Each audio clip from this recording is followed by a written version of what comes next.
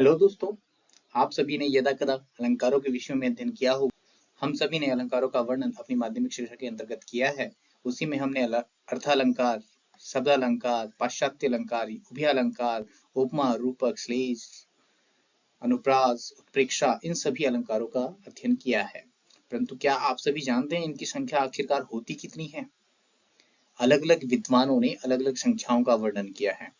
तो सबसे पहले मैं अभी आपको बता देता हूँ कि इनकी संख्या कितनी होती है। आगे अलंकारों का वर्णन जो इस सीरीज में किया जाएगा, कम से कम 2 या 3 वीडियो इस अलंकार की सीरीज में आने वाली है। आप उनका विस्तृत और गहन अध्ययन कर पाएंगे, जिससे कि परीक्षा में आप एक भी अलंकार से संबंधित प्रश्न को गलत ना कर सको। तो आइए पहले इनका संख्याओं से अध्ययन करते हैं। अलंकारों की संख्याओं में सबसे पहले वर्णन भरत मुनि जी ने किया, जिन्होंने 4 संख्या बताई। उसके बाद वामन जी ने 33, भामे 35, दंडी 36, उद्भट 40, रुद्रट 52, जयदेव जी इनकी संख्या शतक पर पहुंच गई, जिन्होंने 100 बोले, और केशवदास जी ने तो उसको भी पार कर दिया और 105 अपने अलंकार कृत में 105 अलंकारों का वर्णन इन्होंने किया है। आज हम इन्हीं अलंकारों का विस्तृत और गहन अध्ययन करने वाले हैं। तो आइए हम आरंभ करते हैं। मैं रविकांत प्रजापति आप सभी का इस वीडियो में हार्दिक अभिनंदन करता हूं। आइए हम आरंभ करते हैं। अलंकार किसे कहते हैं?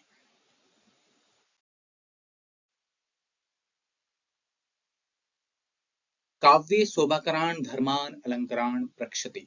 दंडी जी की कोटेशन हमें बहुत अच्छे से बताती है कि काव्य की शोभा बढ़ाने वाले धर्म को, काव्य की शोभा बढ़ाने वाले धर्म को अलंकार कहते हैं। उन गुणों को अलंकार कहते हैं जो काव्य की शोभा बढ़ाएं। शब्द और अर्थ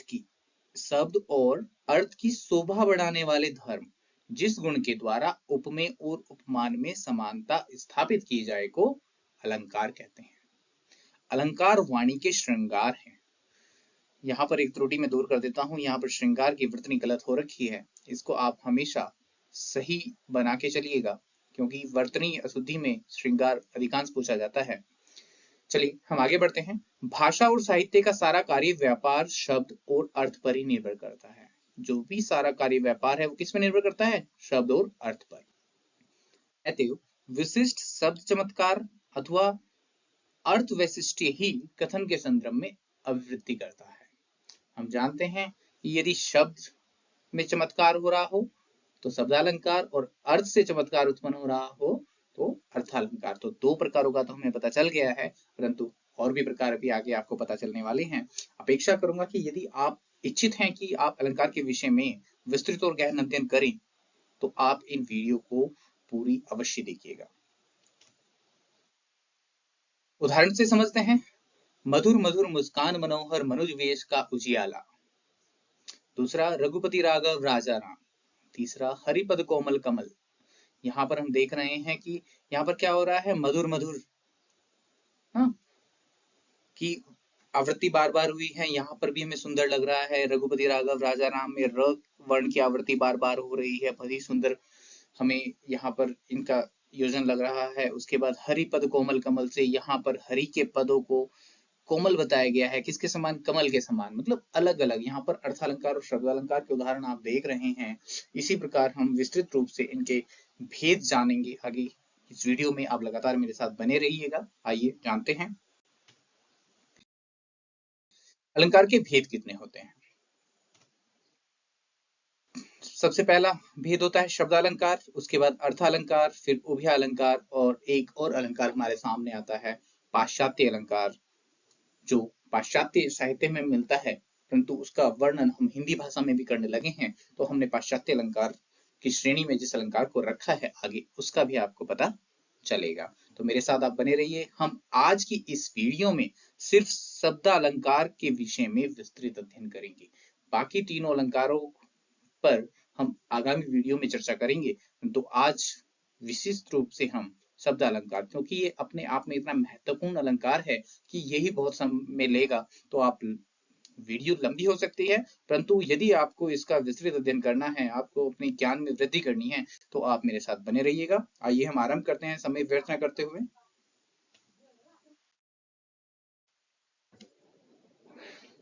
शब्दालंकार दो शब्दों से मिलकर बना होता है, शब्द और अलंकार। शब्द के दो रूप होते हैं, एक ध्वनि और दूसरा अर्थ। ध्वनि के आधार पर शब्दालंकार की सृष्टि होती है। जब अलंकार किसी विशेष शब्द की स्थिति में ही रहे, जब अलंकार किसी विशेष शब्द की स्थिति में ही रहे और उस शब्द की जगह पर कोई और या पर्यायवाची शब्द रख देने से उस शब्द का अस्तित्व न रहे, उसे शब्दालंकार कहते हैं। परंतु हम क्या कर सकते हैं, हमें यदि शब्दालंकार में कुछ विशेषता लानी है तो हम शब्द के पर्याय को यूज नहीं कर सकते। यदि हमने शब्द के पर्यायवाची शब्द को वहां पर रखेंगे तो उसका पूरा अस्तित्व समाप्त हो जाएगा। यदि ऐसा होता है तो वहां पर शब्दालंकार का प्रयोग किया होता है। पहले इसके भेद को जान लेते हैं कि शब्दालंकार के जो भेद होते हैं। शब्दालंकार का पहला भेद होता है अनुप्रास, दूसरा यमक, तीसरा श्लेष, चौथा पुनरुक्ति प्रकाश अलंकार, पांचवा विप्सा अलंकार और छठा है वक्रोक्ति अलंकार। आपको यहाँ पर मैं बता दूं कि कुछ विद्वानों, कुछ मतजनों के आधार पर हमने पाया कि पुनरुक्ति और विप्सा अलंकार को एक श्रेणी में रखा हुआ है, परंतु इन दोनों में मात्र धागे भर का अंतर है। आज आपको इस वीडियो के माध्यम से पता चलेगा, जिससे कि आप इन दोनों अलंकारों का भेद, तुलना जान सकेंगे, उनमें अंतर जान सकेंगे और आप खुद पहचान सकेंगे कि कौन सा पुनरुक्ति प्रकाश अलंकार होता है और कौन सा विप्सा अलंकार होता है। तो आइए हम शब्दालंकार के सबसे पहले भेद अनुप्रास अलंकार पर विस्तृत चर्चा करते हैं।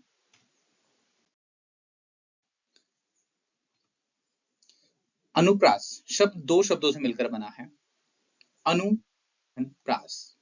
यहाँ पर अनु का अर्थ है बार बार और प्रास का अर्थ होता है वर्ण। जब किसी वर्ण की बार बार आवृत्ति होने से जो चमत्कार होता है उसे अनुप्रास अलंकार कहते हैं। देख रहे हैं, अनुप्रास मतलब बार बार वो वर्ण की बार बार आवृत्ति होती है, तो वहां पर हम अनुप्रास अलंकार जानते हैं। परंतु अनुप्रास अलंकार के भी भेद हैं। यदि हमें सिर्फ ऑप्शन में यमक, अनुप्रास, श्लेष, उपमा मिलता है तो वहां तो हम आसानी से पहचान लेते हैं कि यहाँ भाई वर्णों की आवृत्ति हो रखी है और अनुप्रास अलंकार है। परंतु जब अनुप्रास अलंकार का भी भेद जाना जाए तो उसको हम कैसे पहचान सकते हैं। अनुप्रास अलंकार के जो भेद हैं वो जानते हैं। उसमें सबसे पहला होता है छेकानुप्रास, दूसरा वृत्त्यानुप्रास, तीसरा लाटानुप्रास, चौथा होता है अंत्यानुप्रास और पांचवा श्रुत्यानुप्रास। यहाँ पर मैं बता दूं कि जो पहले तीन है ये बहुत महत्वपूर्ण है। इन तीनों पे बहुत क्वेश्चन आते हैं। अंत के दो उतने महत्वपूर्ण नहीं है, पहले तीन बहुत अधिक महत्वपूर्ण है, परंतु मैंने पांचों पर ही आपको एग्जाम्पल के द्वारा समझाने वाला हूँ कि आखिर इनमें अंतर क्या होता है। तो आइए सबसे पहले स्टार्ट करते हैं छेकानुप्रास। जहां पर स्वरूप और कर्म से, ध्यान दीजिएगा, जहां पर स्वरूप और कर्म से अनेक व्यंजनों की आवृत्ति एक बार हो, वहां छेकानुप्रास होता है। मतलब आवृत्ति कितनी बार होगी, एक बार होगी। किस प्रकार से, सेम स्वरूप और सेम क्रम से ही होगी। समझते हैं। रिजी रिजी, रहसी रहसी, हंसी हंसी उठे, सांसे भरी आंसू भरी, कहत दई दई। मतलब सेम शब्द यहाँ पर ही देखिएगा, रिजी रिजी, रहसी रहसी, हंसी हंसी और दई दई। मतलब स्वरूप भी सेम है और क्रम भी सेम है। मतलब आवृत्ति बार बार हुई है परंतु एक बार हुई है।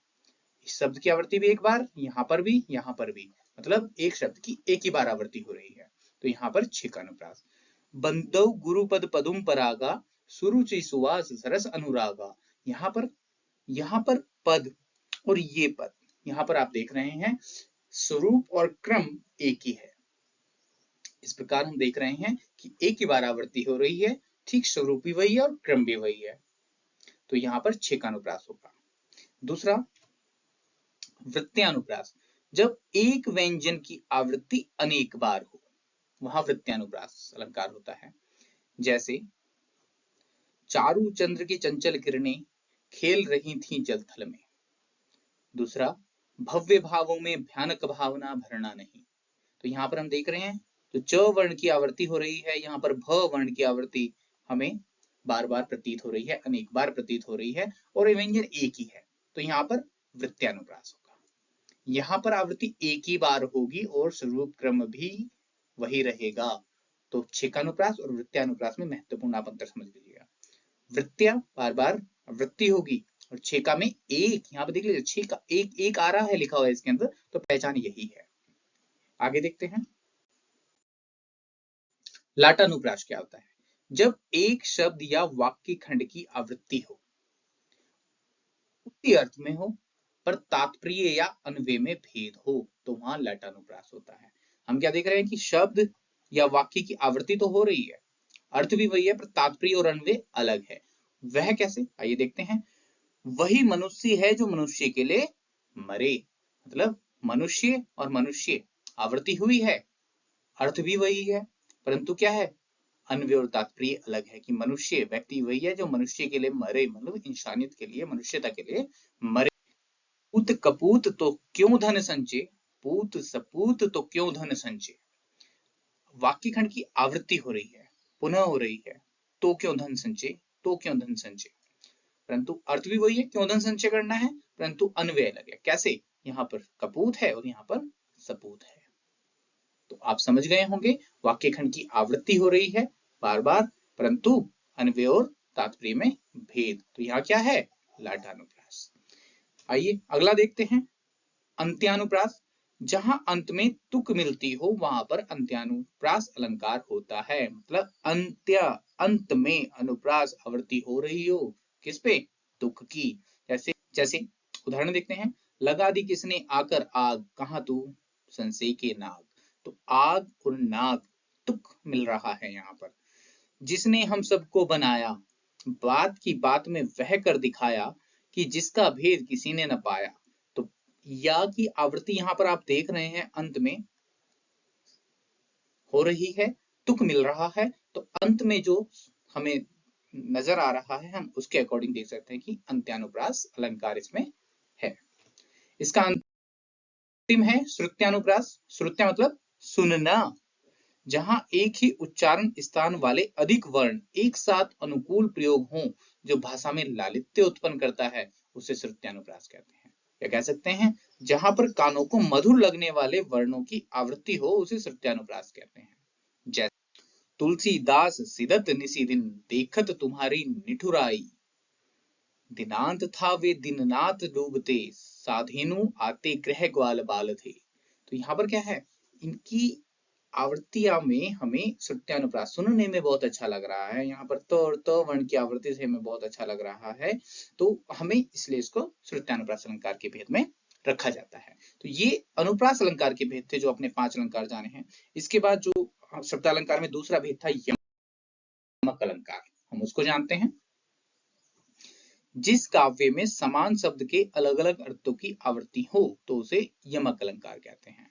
मतलब समान शब्द के अलग अलग अर्थ, यानी जहां एक ही शब्द जितनी बार आए उतने ही अलग अलग अर्थ दे। मतलब यहाँ पर हम उदाहरण के द्वारा इसको अच्छे से समझ लेते हैं कि शब्द तो अधिक बार आ रहा है, परंतु अर्थ उसके अलग अलग है।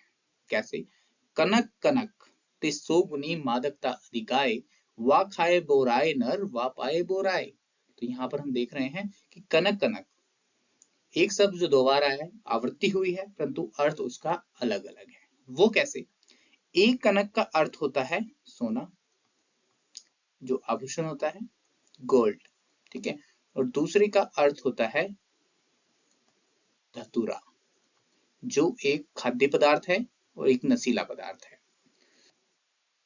एक को तो खाने से पागल हो जाता है नर, किसको खाने से, कनक, जिसका अर्थ क्या है, धतूरा, और दूसरे को पाने से पागल हो जाता है, किसको, कनक, इसका अर्थ क्या था, सोना। मतलब एक सोने को, जो गोल्ड है, जो आभूषण है, उसको पाकर एक व्यक्ति पागल हो जाता है। यदि उसको अधिक सोना एक बार में मिल जाए तो वह पागल हो जाता है कि उसका क्या करेगा, उसको कैसे अपने पास रखेगा। तो इस प्रकार एक शब्द के अर्थ अलग अलग में प्रतीत होते हैं। दूसरा एक उदाहरण देख, जिसकी समानता किसी ने कभी पाई नहीं, पाई के नहीं है अब वे ही लाल माई के।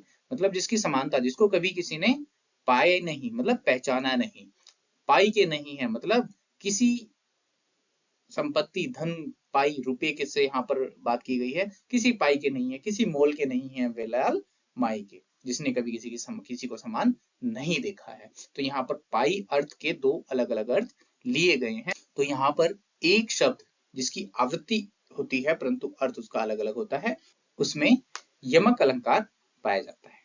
आइए आगे देखते हैं। तीसरा होता है श्लेष अलंकार, जहां पर एक शब्द एक ही बार आए, उसके अर्थ अलग अलग निकले, वहां पर श्लेष अलंकार होता है। यहाँ पर शब्द एक बार आएगा, यमक में क्या अर्थ था, दो बार आ रहा था, दो अलग अलग अर्थ थे, पर यहाँ पर अर्थ शब्द एक ही बार आएगा पर अर्थ उसके अलग अलग निकलेंगे, मतलब एक ही शब्द में कई अर्थ जुड़े होंगे, मिले होंगे, चिपके होंगे। कैसे, उदाहरण देखते हैं। उदाहरण से पहले इसके भेद बहुत महत्वपूर्ण है। श्लेष के भेद दो होते हैं, एक होता है अभंग श्लेष और दूसरा होता है सभंग श्लेष। आप यहाँ देखिएगा, अभंग मतलब जिसके भंग ना हो, और शभंग जिसमें भंग हो, मतलब टुकड़े हो, जोड़ा गया हो जिसे। अभंग श्लेष शब्दों को बिना तोड़े अनेक अर्थ निकलते हैं, किंतु सभंग में शब्दों को तोड़ना आवश्यक होता है।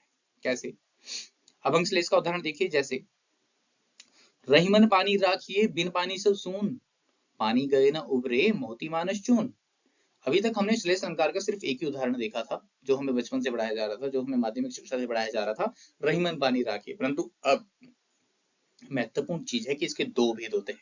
अभंग श्लेष, तो ये जो उदाहरण है ये अभंग श्लेष का है, सभंग का नहीं है। कैसे, रहीमन पानी राखिए बिन पानी सब सून, यहाँ पर पानी की बात की गई है कि रहीमन पानी राखिए बिन पानी सब सून, पानी गए न उबरे मोती मानस चून।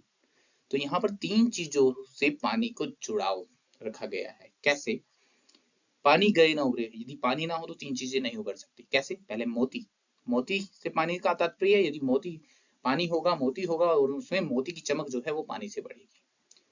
मोती मानस, मानस मतलब मनुष्य, पानी गिर जाना, शर्म मर जाना, लज्जाहीन हो जाना, तो यहाँ पर लज्जा शर्म से पानी का तात्पर्य लिया गया है मनुष्य के द्वारा। और तीसरा चून, रोटियां बनाने के लिए चून के साथ पानी की बहुत आवश्यकता होती है, तो एक ही शब्द में तीन अर्थ चिपके हुए हैं। तो ये आपका अभंग श्लेष हुआ कि यहाँ पर हमें पानी के टुकड़े भी नहीं करने पड़े, बिना टुकड़े किए हमें अर्थ मिल गए हैं। दूसरा जो होता है सभंग श्लेष, उसका उदाहरण देखिएगा, सखर सुकोमल मंजू दोष रहित दूषण सहित। तुलसीदास जी क्या एक कथन है, जहां पर सखर का अर्थ है कठोर और दूसरा अर्थ है खरदूषण, मतलब सखर, खर के साथ, तो यह दूसरा अर्थ सखर तोड़कर किया गया है, इसलिए यहाँ पर सभंग श्लेष होगा। सखर सुकोमल मंजू दोष रहित दूषण सहित, तो यहाँ पर आप देख रहे हैं कि सभंग मतलब तोड़कर, है ना, तो शभंग सखर। तो इस प्रकार आप देख रहे हैं कि श्लेष अलंकार के दो भेद किए हैं हमने, एक अभंग श्लेष और एक सभंग श्लेष। यदि आपको विस्तृत रूप से कोई प्रश्न मिलता है तो आप इस प्रकार उसका आंसर दे सकते हैं। तो आइए हम आगे देखते हैं। पुनरुक्ति प्रकाश अलंकार, बहुत ध्यान से समझिएगा, क्योंकि मैंने पहले ही बताया था पुनरुक्ति प्रकाश अलंकार और विप्सा अलंकार दोनों को समान भी समझा जाता है, परंतु दोनों में भेद है। पुनरुक्ति का मतलब होता है पुनः दोहराना। जब किसी वाक्य में सौंदर्यता उत्पन्न करने के लिए एक शब्द को दो बार वाक्य में दोहराया जाता है, सिर्फ किस कार्य के लिए, सौंदर्यता उत्पन्न करने के लिए। एक शब्द को दो बार दोहराया गया, उसका औचित्य नहीं है, सिर्फ सौंदर्यता से ही उसका औचित्य है, उसको पुनरुक्ति प्रकाश अलंकार कहते हैं। जहां शब्द की आवृत्ति दो बार होती है परंतु मतलब में कोई परिवर्तन नहीं होता, जैसे ठोर ठोर विहार करती सुंदर सुनारियां, ठोर ठोर विहार करती सुंदरी सुनारियां, मतलब अलग अलग जगह जगह पर, मतलब तात्पर्य एक ही है। ऐसे ही दूसरा, सुबह सुबह बच्चे काम पर जा रहे हैं, या बच्चों को काम पे नहीं भेजते हैं, सुबह सुबह बच्चे कहाँ जा रहे हैं, स्कूल जा रहे हैं। तो सुबह सुबह दो बार, परंतु भाव तो वही है, सुबह के समय के लिए भाव यहाँ सुबह सुबह, सिर्फ सौंदर्यता बढ़ाने के लिए हमने इसको दो बार कहा है। तो पुनरुक्ति प्रकाश में सिर्फ सौंदर्यता के लिए उसका दोहराव होगा, किसका, शब्द का दोहराव होगा। परंतु विप्सा अलंकार महत्वपूर्ण है, ध्यान से देखिएगा, जब किसी काव्य में शोक, आश्चर्य, आदर, हर्ष, घृणा, मन के भाव आदि को प्रकट करने के लिए एक शब्द की पुनरावृत्ति होती है, तो यहाँ पर विप्सा अलंकार होता है। हम पहले क्या देखा पुनरुक्ति प्रकाश में, सिर्फ सौंदर्यता के लिए, और यहाँ पर शोक, आश्चर्य, आदर, हर्ष, घृणा, मन के भाव। उदाहरण के द्वारा समझिए, बार बार गर्जन वर्षण है मूसलधार, हृदय थाम लेता संसार सुन सुन घोष ब्रज हुंकार। मतलब सुन सुन, बार बार सुनकर, किसे, गर्जन को, उस तेज आवाज को, बारिश की, बादलों की उस गर्जन को, मतलब थाम लेता संसार। तो यहाँ पर हम देख रहे हैं कि एक आश्चर्यचकित घटना हो रही है कि बार बार गर्जन कर रहे हैं बादल, तो उस चीज के लिए विप्सा अलंकार का प्रयोग हुआ है। बहुत ही महत्वपूर्ण है, दोनों पे ध्यान दीजिएगा। एक सिर्फ सौंदर्यता के लिए होता है और दूसरा आपकी विस्मयादि बोधक जितनी भी चीजें होती हैं वो सब हमारे विप्सा अलंकार के द्वारा होती है। तो आइए इसका जो अंतिम अलंकार है शब्द अलंकार में वक्रोक्ति अलंकार, उसको हम देख लेते हैं। जहां पर वक्ता द्वारा किसी भिन्न अभिप्राय से व्यक्त किए गए कथन का श्रोता अपने अनुसार भिन्न अर्थ की कल्पना कर लेता है, वहां वक्रोक्ति अलंकार होता है। मतलब श्रोता अपने अनुसार ही उसका अर्थ ले लेता है। देखते हैं, वक्रोक्ति अलंकार के भी दो भेद हैं। पहला होता है श्लेष वक्रोक्ति और दूसरा होता है काकु वक्रोक्ति। महत्वपूर्ण है दोनों। श्लेष वक्रोक्ति, जहां श्रोता वक्ता के कथन से अपनी रुचि या परिस्थिति के अनुकूल भिन्न अर्थ ग्रहण करता है, वहां श्लेष वक्रोक्ति अलंकार। मतलब या तो अपनी रुचि या परिस्थिति के अनुकूल, जैसे हे पशुपाल कहाँ सजनी, जमुना तट धन्यु चराए रहोरी। तो यहाँ पर क्या हो रहा है, लक्ष्मी जी पार्वती जी से एक बात कर रही कि हे है पशुपाल कहाँ सजनी, की हे सजनी, हे पार्वती, पशुपाल मतलब पशु के पालक शिव कहाँ है। परंतु यहाँ पार्वती अपने अनुसार उसका अर्थ चेंज कर लेती है। पशुपाल, पशु के पति किसको कहा गया है, पशुपतिनाथ शिव जी को। और पशुपाल मतलब पशु को पालने वाले, पशु को चराने वाले कौन थे, श्री कृष्ण जी। मतलब पशुओं को लेकर गंगा तट जाते थे चराने के लिए। तो यहाँ पार्वती जी ने समझा कि किसके विषय में बात हो रही है, कृष्ण जी के विषय में बात हो रही है, जो विष्णु जी के अवतार थे। तो यहाँ पर लक्ष्मी जी को उल्टा जवाब देगी, जमुना तट धेनु चराए रहोरी, कि वो तो जमुना के तट पर गांव को चरा रहे हैं। तो अपने अनुसार उन्होंने अपना अर्थ समझ लिया। तो ये हुआ श्लेष वक्रोक्ति। दूसरा होता है काकु वक्रोक्ति। किसी धन का कंठ की ध्वनि के कारण, किसके कारण, कंठ की ध्वनि के कारण, हमारे उच्चारण के कारण, हमारे प्रोनाउंसिएशन के कारण, जब कोई सामने वाला दूसरा ही अर्थ निकाल लेता है, हम बोलना कुछ चाहते हैं परंतु हमारी ध्वनि, हमारे कंठ के कारण कुछ और निकल जाता है, वहां काकु वक्रोक्ति अलंकार होता है। जैसे उसने कहा जाओ मत बैठो, मैंने सुना जाओ मत बैठो। किस चीज का प्रयोग में त्रुटि हो गई, यहाँ हमारे जो विराम चिन्ह लगा है, विराम चिन्ह में यदि इस विराम चिन्ह को मत के पीछे लगाओगे तो वह कहेगा जाओ मत बैठो, मतलब कहीं नहीं जाना है, बैठ जाओ। और यह जाओ पे लग गया तो जाओ मत बैठो, सिर्फ हमारे बोलने के अनुरूप सामने वाले ने अर्थ समझ लिया। हम कहना कुछ चाहते थे परंतु हमारे बोलने में त्रुटि हुई है, इसलिए सामने वाले ने कुछ और समझ लिया। तो हम देख रहे हैं कि वक्रोक्ति अलंकार के दो भेद थे, एक श्लेष वक्रोक्ति और दूसरा काकु वक्रोक्ति। तो आपने शब्द अलंकार के 6 के 6 भेदों को बहुत अच्छी तरह से जान लिया है। वीडियो लंबी हुई है परंतु गहन और विस्तृत है, जो आपके लिए आवश्यक है। आप लोगों का विशेष आभार वीडियो देखने के लिए। परंतु यह सिर्फ शब्द अलंकार से संबंधित वीडियो थी। इसके बाद अर्थालंकार पे वीडियो आएगी और उसके बाद उभयालंकार, पाश्चात्य अलंकार। कोशिश रहेगी कम से कम वीडियो में या कम से कम समय में आपको गहन और विस्तृत अध्ययन कराया जाए। यदि आप मेरे साथ जुड़े रहेंगे तो मेरी अपेक्षाएं और बढ़ेंगी। और यदि आपको वीडियो अच्छी लग रही हो तो प्लीज कमेंट करना ना भूलें और अपने साथियों तक भी इसको अवश्य पहुंचाएगा, जो भी चाहेंगे कि वो एक अच्छी जानकारी अलंकार से संबंधित या हिंदी भाषा से संबंधित रख सके। आपका वीडियो को देखने के लिए बहुत बहुत धन्यवाद, आभार।